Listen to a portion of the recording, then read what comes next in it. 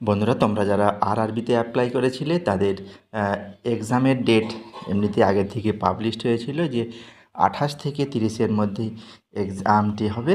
তো আজকে আমরা দেখিয়ে দেবো কীভাবে তোমাদের এক্সামের সেন্টারটি তোমরা দেখবে এবং সেই সাথে তোমাদের কোন শিফটে পরীক্ষা আছে সেটা তোমরা জানতে পারবে।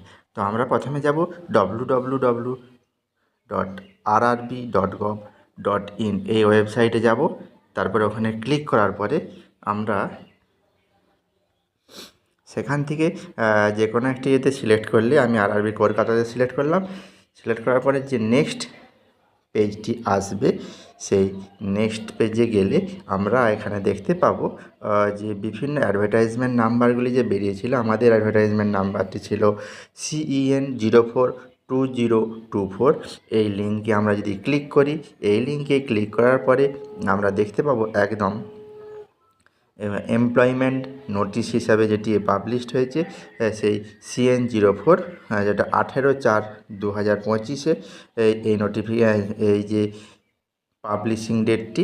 সেখানে আমরা এই ক্লিক হেয়ার অপশানে আমরা যদি ক্লিক করি, ক্লিক করলে আমরা দেখতে পাবো যে ক্যান্ডিডেটের লগ ইন অপশানটি আসবে। ক্যান্ডিডেটের লগ ইন অপশানে আমাদের ফিল আপ যেটি করতে হবে সেটি এখানে আমি তোমাদের দেখিয়ে দিচ্ছি। এই ক্যান্ডিডেটের লগ ইন অপশানে রেজিস্ট্রেশন নাম্বারটি এবং ডেট অফ বার্থ দিতে হবে, সেই সঙ্গে ক্যাপচা কোডটি দিলে তারপরে লগ ইন অপশানে গেলে আমার ডিটেলস তোমরা জানতে পারবে। তো আমরা একে একে ফিল আপ করে তোমাদের দেখিয়ে দিচ্ছি।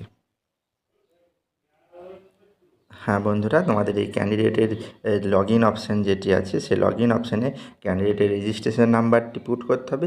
তারপরে ডেট অফ বার্থ পুট করার পরে তারপরে যে নিচে ক্যাপচা কোডটি আছে, ক্যাপচা কোডে পুট করার পরে তারপরে তোমাদের যেতে হবে এই লগ ইন অপশানে।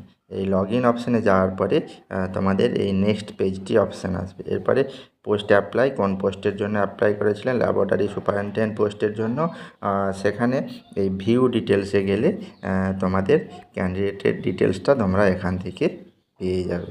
তো বন্ধুরা, এইভাবে তোমরা তোমাদের যে এক্সামের যে লোকেশন সিটি সেটা এবং এক্সামের ডেট তোমরা এখান থেকে জানতে পেরে যাবে।